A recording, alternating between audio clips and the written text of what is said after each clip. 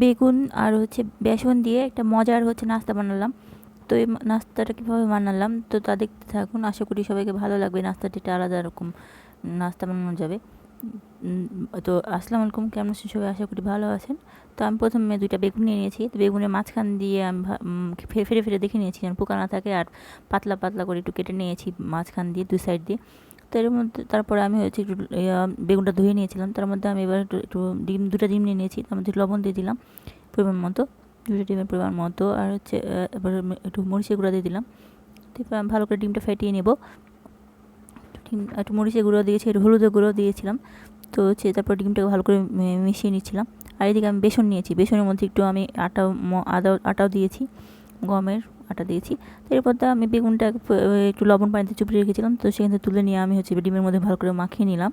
এরপর আমি বেসনের ভিতরে, আটার ভিতরে আমি একটু ভালো করে মাখিয়ে নিলাম। সব জায়গায় ভালো করে ঢুকে, এই জন্য ভালোভাবে ঢুকিয়ে নিচ্ছিলাম।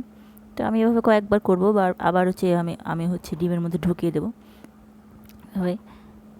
তো এভাবে আমি আটা ভালো করে মাখিয়ে তারপর হচ্ছে আমি আবার ডিমের মধ্যে চুপিয়ে দিলাম। তো আবার হচ্ছে ডিমগুলো ভালোভাবে দিয়ে দিচ্ছিলাম, আটা যেন ভালোভাবে লাগে, এই জন্যে ওর উপরে ডিম দিয়ে দিলাম। তারপরে আবার আটা দিয়ে দিলাম। তো এভাবে আমি কয়েকবার হচ্ছে এভাবে এই নাস্তাটা রেডি করার জন্য আমি এভাবে করছিলাম।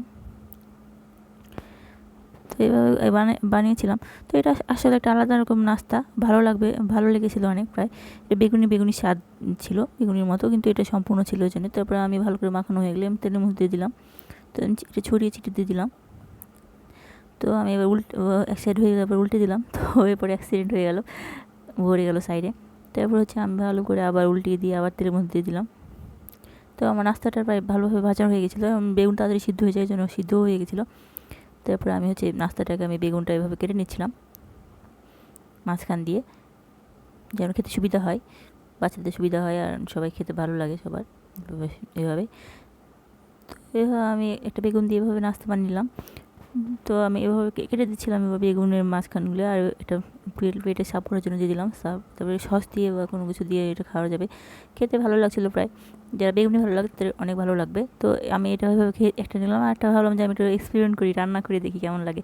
তো আমি পেঁয়াজ আর কাঁচামরিচ এটা প্যানে দিয়ে কড়াইতে দিয়ে দিলাম। তারপরে লবণ, একটু তেল দিয়ে ভেজে নিলাম। তারপরে আদা রসুন, লবণ, হলুদের গুঁড়া, জিরা, ধনিয়া সব মশলায় প্রায় দিয়ে দিলাম। দিয়ে ভালো করে নেড়ে নিচ্ছিলাম, একটু পানি দিয়ে হালকা কষিয়ে নিলাম। তো এবার আমি দিয়ে দিলাম হচ্ছে পানি। তার মধ্যে ফুটে গেলে একটু ঝোল দিতেছিলাম, ঝোল ফুটে গেলে মধ্যে দিয়ে দিলাম বেগুনের যে ভাজাগুলো সেগুলো। তো এভাবে দিয়ে আমি হচ্ছে একটু সিদ্ধ করে নিলাম। তো এর খেতে অনেক বেশি ভালো লাগছিলো। যখন সিদ্ধ প্রায় হয়ে আসবে, যখন পানিটা কমে যাবে, তখন বুঝে নেবে সিদ্ধ হয়েছে, একটু ফুলে গেছে, তখন এই রান্নাটা আমার হয়ে গেলো। তো এটা অনেক ভাত দিয়ে খেতে অনেক ভালো লাগছিলো, আর নাস্তাটাও খেতে অনেক ভালো লাগে। তো আশা করি সবাইকে ভালো লাগবে। ধন্যবাদ সবাইকে।